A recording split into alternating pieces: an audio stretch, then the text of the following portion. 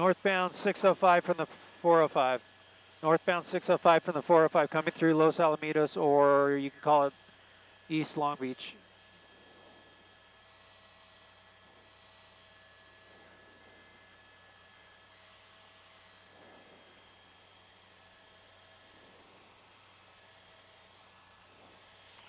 Yes, I'll be ready.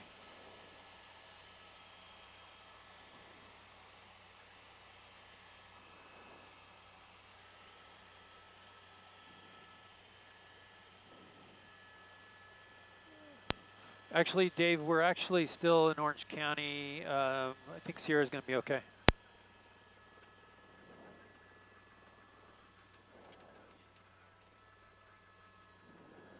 No, yeah, definitely. You can cross over now. You just get ahead of him. Yeah, he's going slow enough.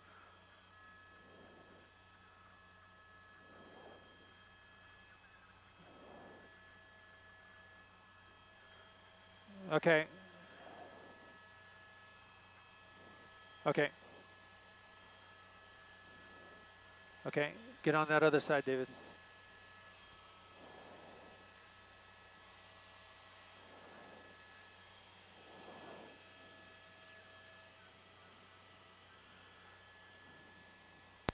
We're live. We're live. Well, Kathy, you're looking at a pursuit coming out of South Orange County. Right now, transitioned onto the 605 northbound from the 405 freeway. We're trying to get the one on this vehicle, but you see the driver right up against the center divider there. Oh, he just hit there. Look at that. Wow, unbelievable. The California Highway Patrol in pursuit. The driver, I'm not sure what's going on with the driver. David, can you kill the landing light? You're seeing that driver go right against the K-rail, the center divider of the freeway, and actually hit the signpost. Has moved over now into one of the other lanes, going about 75 miles an hour. And we're trying to figure out what the want is on this vehicle initially. But again, the California Highway Patrol in pursuit. I'll pull out to a wider shot so you can see the traffic conditions and the California Highway Patrol behind the vehicle. But they pulled back a little bit because I think they're a little baffled because of that action we just saw.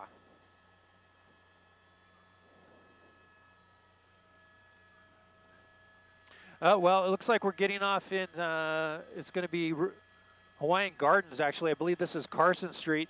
The exiting at Carson Street and setting up, it looks like, for a right-hand turn, and that's exactly what he's doing, right-hand turn. Let's see if he gives it up here or continues. Now, if he continues, they're going to have a good opportunity at these speeds to do a pit maneuver.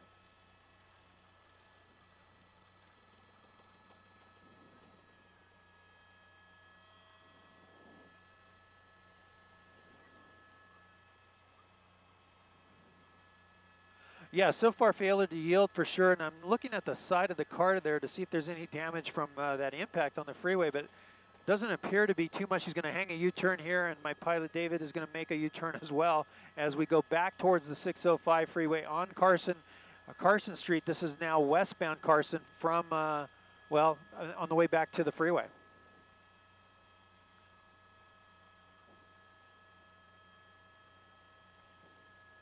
We've not heard how many people in the vehicle. Here he goes. You're right. There he goes, Jonathan.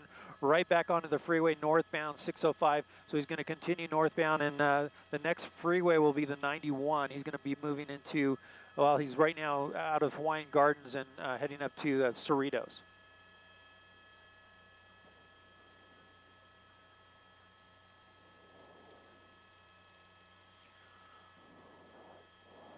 Yeah, let me come out to a full wide shot here and show you the traffic conditions once again. It looks like three in trail of the vehicle, night sunlight. I'm not sure if that's a sheriff's helicopter or the California Highway Patrol that's lighting it up right now, but this guy's definitely not getting away. He's not driving at very high rates of speed, although, you know, he was going probably about 75 miles an hour when he hit that signpost.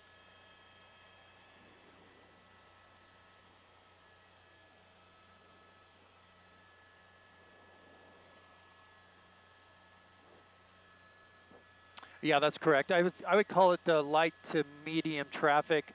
It looks like there's more traffic on the southbound lanes of the 605 right now, but so far he's able to get around vehicles here, driving pretty much in his lane. I'm not sure if he was just distracted at the time when he hit. Although you look at that, he's kind of splitting the lane there. kind of crossing over slowly. So this could be a possible DUI driver or considered reckless. We'll try to get that information as to the WAN of the vehicle.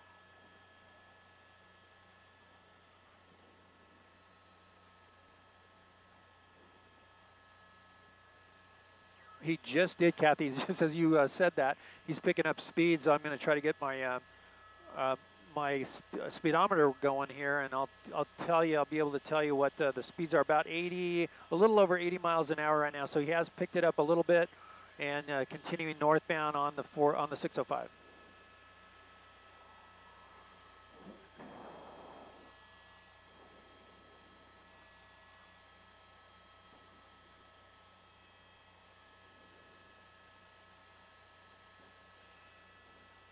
Yeah, that's right, Jonathan. He's got the 91 first, and then the 105, and a couple miles beyond that. And then beyond that, it's going to be the 5 freeway. Now, I could tell you that we first learned about this pursuit coming out of the Irvine area, 405 freeway at Jamboree. So he's made quite a distance in travel here in a short amount of time. So I'm imagining that the earlier portion of the pursuit was at a higher rate of speed.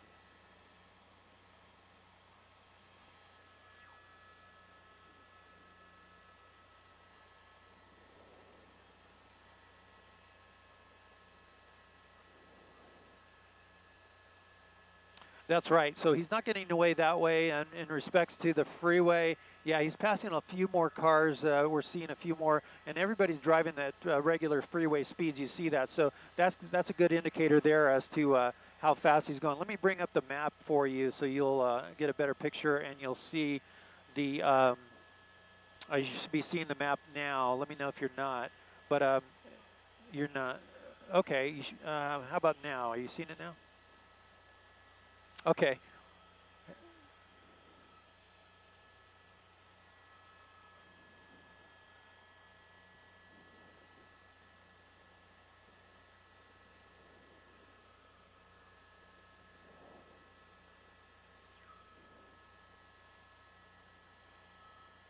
And lane changes, that's right. So he's approaching that 91 right now, and that's contributing to some freeway traffic. But yeah, some pretty much consistent driving, although now he's changing all the way across lanes. I can look up ahead past the 91 freeway, and it looks like there might be some units waiting to take over. That would probably be the Santa Fe Springs units that will take over in the pursuit next. So right now, Westminster CHP, and they'll hand it off to Santa Fe Springs. But as far as traffic, and here he goes again, going into that carpool lane, and we'll see if he comes close to that center divider again.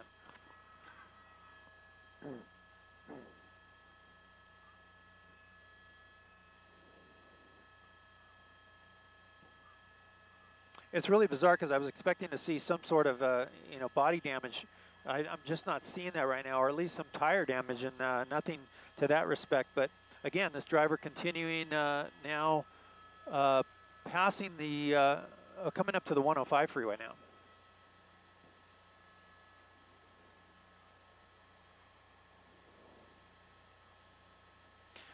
Yes, they have been behind it. It's been CHP and following the vehicle from the beginning, and now it's going to be handed over to the Santa Fe Springs division of the CHP. Again, you see those speeds right now with the speedometer there, and here he is again in the carpool lane, and so far not hitting that center divider, but just kind of a bizarre thing to see during a chase. Maybe the driver was just distracted for a time, and that's why he veered off into the center divider. But right now, slowed down a little bit now that he's in that carpool lane.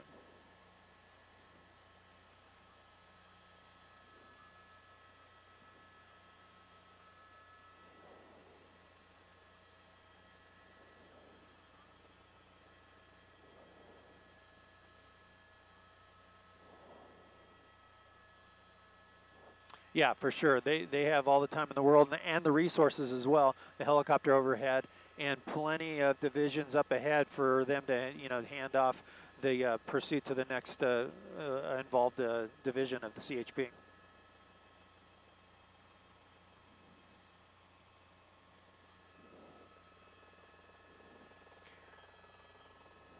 Yes, exactly. And let me look out the window here. I'm kind of lost track of where we're at, but we're currently past the 5 freeway now. We're moving into, this is going to be the Pico Rivera Whittier coming up to Whittier.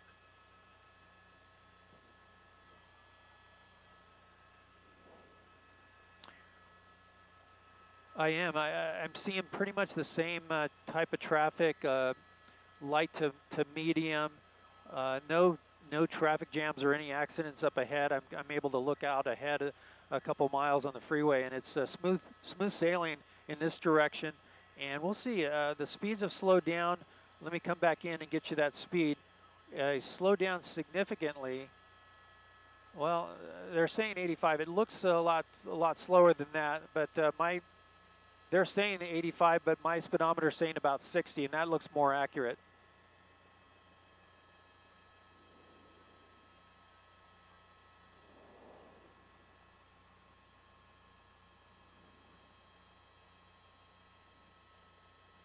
Right. So at these speeds, they won't try a pit maneuver, and he's maintaining his lane for the most part.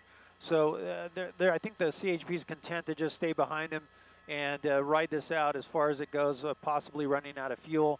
But again, we're still working on trying to hear what that want is on the vehicle.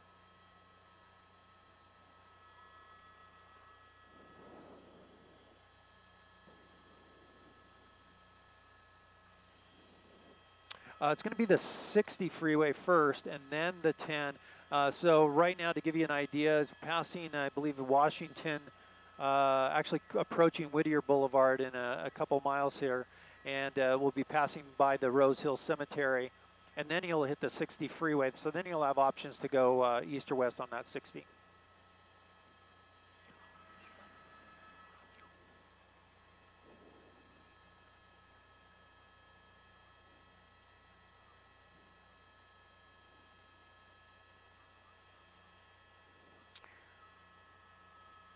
Well, we picked it up right around Los Alamitos as it was transitioning from the 405 freeway onto the 605. And before that, it traveled all the way from about Jamboree when we first learned of it. So that's quite a distance in a short amount of time. In fact, the time it took us to run out to the chopper, get in, and launch the helicopter, he was already at Valley View in the 405, which is quite a distance. So probably reached some speeds of about 80 or 90 miles an hour, maybe even 100 during that stretch when we were not over it.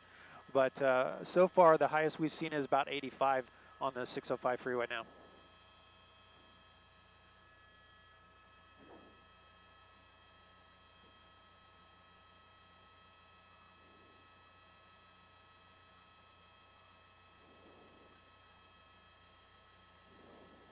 Yeah, you'll see. Yeah, you'll see the officers do that. It's a way to maintain. They're kind of riding straddling that number 1 lane and the HOV lane, and that's really to be in a better position to maneuver in case the guy goes all the way across the freeway at the last second and tries to exit. So there's reasons for their methods there in not being directly behind the vehicle for many reasons actually.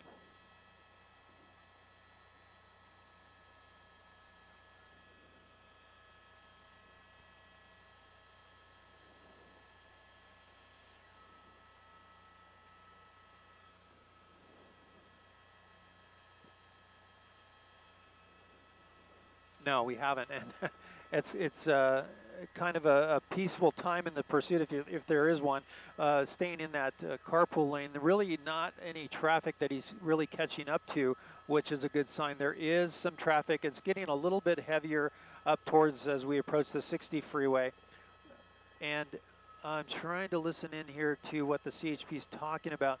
It sounds like, well, it's definitely the Santa Fe Springs CHP that have taken over the pursuit from the Westminster Division, and we'll see what he does as he approaches that 60 freeway if he decides to, shoot across lanes and try to transition.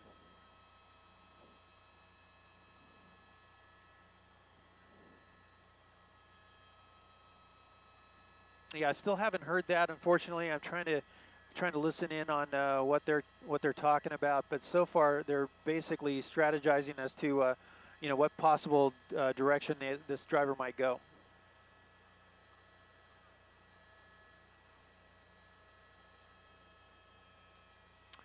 No, I've been trying to see here. Let me see if we can. I'm going to zoom in a little tighter and try to get a better eyes on it. Maybe you guys can see the type of vehicle. It,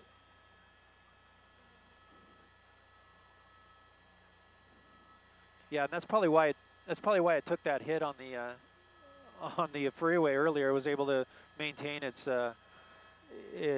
direction because it kind of bounced off that center divider.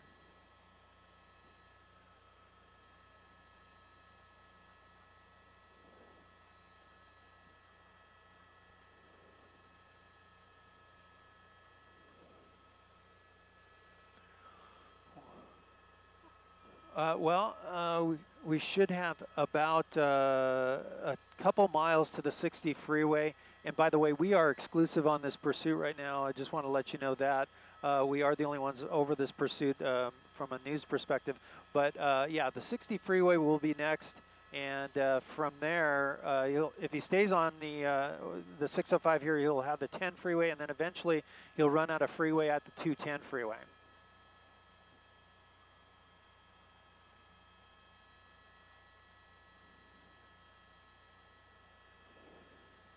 Yeah, let me pull back and see how many units are now in it at this point. It looks like 1, 2, and let me come out a little wider. So 3, still 3 units in the pursuit. And basically it's kind of like a relay race with the officers handing off to the next division. There'll be units ahead, like if this stays on the 605 freeway and goes past the 60, then Baldwin Park CHP will likely take over at that point, and then they'll just come in, like you see that one unit there trailing. Here comes another unit, so they're doing the handoff now. That's what we're talking about, and they just hand off to the next units, and they'll just keep going like this throughout the entire pursuit until this guy runs out of gas or gives up.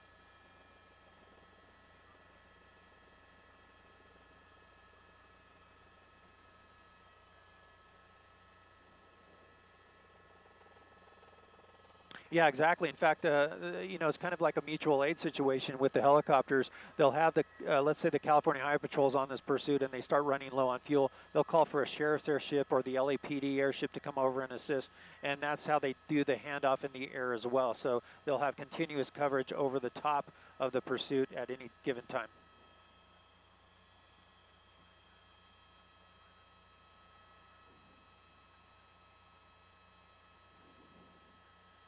They do keep it consistent for sure. The units that were in the pursuit from Santa Fe Springs will drop back and go back into their area and do their normal patrols, where once they hand off to the next division that the pursuit enters into. So at this point, Baldwin Park CHP, and then once it gets up to the 210, and depending on which way it goes, if it goes west, then it'll be Altadena CHP that it will take over.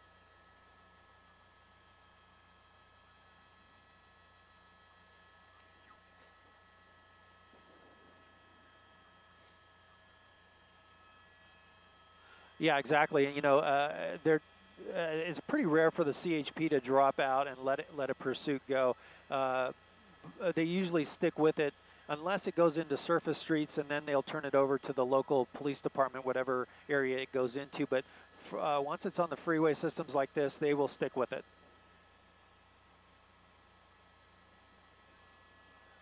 Well, we're coming into Baldwin Park. I think we're in it now.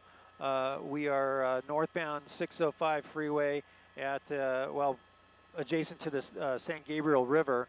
So we have Arrow Highway up ahead. We'll have the 10 freeway up ahead, and then we'll have Arrow Highway beyond that, and then the 210.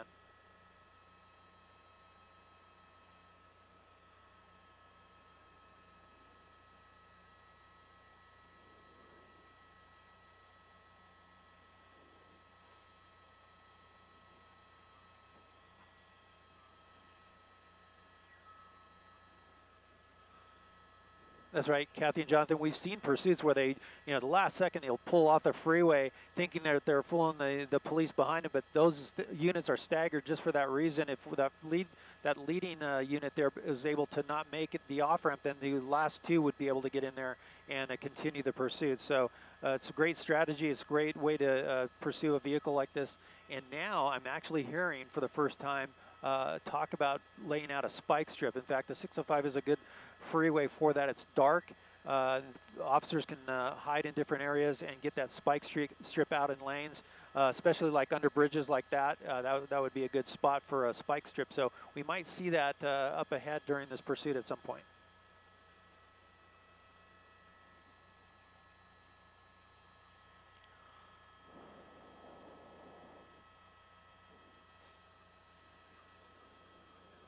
Yeah, we do see it from time to time. It is a very dangerous thing to do for those officers. So they have to find the right conditions, the right place, the right type of traffic.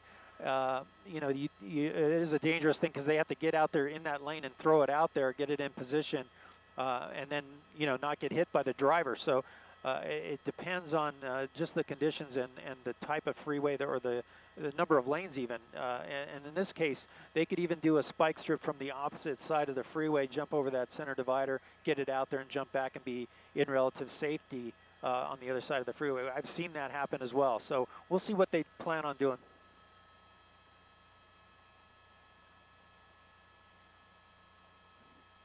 Yeah, at times, you know, the vehicle picks up speed. It just becomes too dangerous, and you know, the airship will coordinate with that unit up ahead. We'll let them know, hey, you know, the speed's picked up or the traffic's picked up. You know, let's try it at another location. So again, it's a really risky, dangerous thing to do on the highway, but it can be very effective too.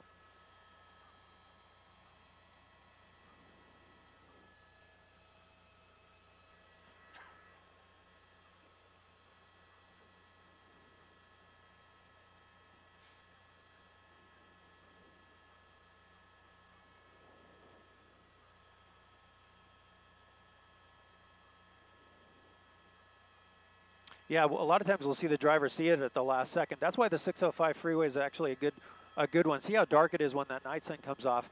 Really hard to see anything in the road until those headlights hit it, and by then, sometimes at the speeds they're traveling, it's too late. So now the driver's slowing down quite a bit here, and he's got a decision to make. We've already passed the 10 freeway, coming up to the 210 freeway, and if he stays in this lane, I believe he'll go westbound.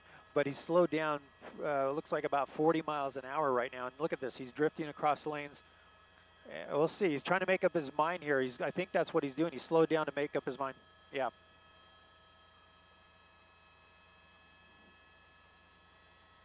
Yeah, let's pull back and see. No, they're kind of laid back. And one way far back, you see that. So looks like, yeah, that's what I'm talking about. The darkness here on that 605 would be ideal, especially for the spike strip, laying it out there. And it could come here in this area because it's a little bit narrower, but it looks like that's the gore point for the division of east and west, and it looks like he's going to be committed to the westbound 210 from the 605. Oh, no, look, look at that. Oh no. That might have been the driver that was trying to jump out. Oh, he crashes right there into the railing. And now he's going to come out the door. Let's see if he runs. Oh man, what's that about? He jumps up in the air. It looked like he was trying to maybe bail out of the passenger side and just couldn't get out the door, and he lays down and says, okay, I give up. Right on the transition road from the 605 northbound to the westbound 210 freeway.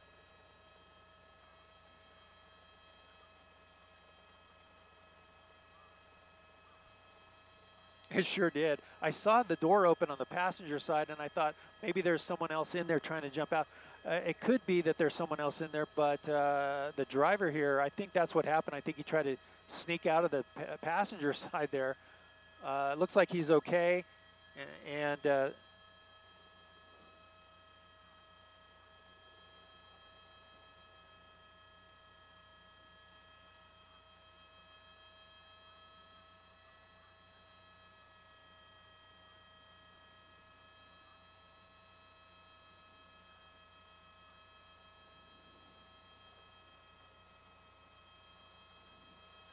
no, I mean, there could be. We still haven't heard if there was an additional person or two in there. We still haven't heard that. So I'm assuming it was the driver that was trying to jump out, or I did see some article come out of that door just before he crashed. So I'm not sure if he was trying to dump something out before. It's really,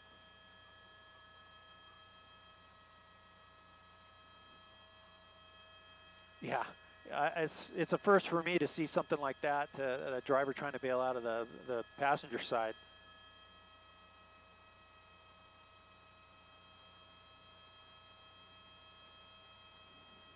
Yeah, he even gave a jump there at the end. So, and fortunately, the car wasn't did not go into the over that railing. So that is a good thing as well.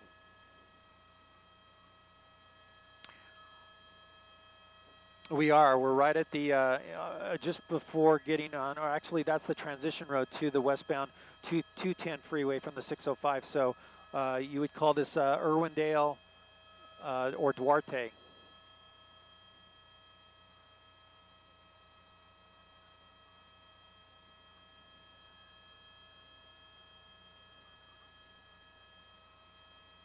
No.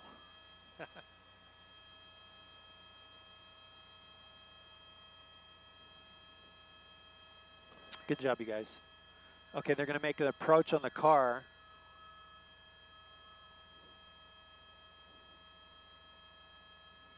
CHP officers with their guns drawn, they're going to approach the vehicle to clear it, make sure there's nobody else in there. You can see that the airbags deployed on the car when it crashed.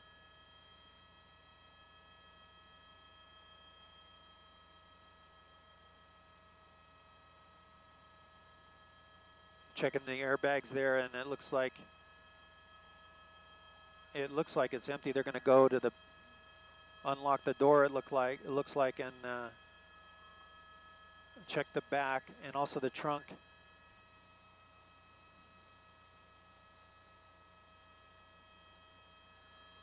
And that's it. The driver only. So the driver trying to jump out of the car on the transition road from the 605 northbound to the 210 westbound, trying to jump out of the passenger side as he transitioned on that road, crashing against the guardrails from one side of the freeway to the other, and then coming out with a jump out of the car and surrendering.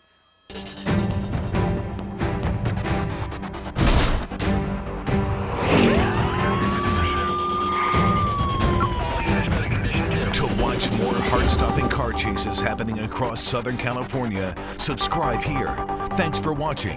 The Chase is on.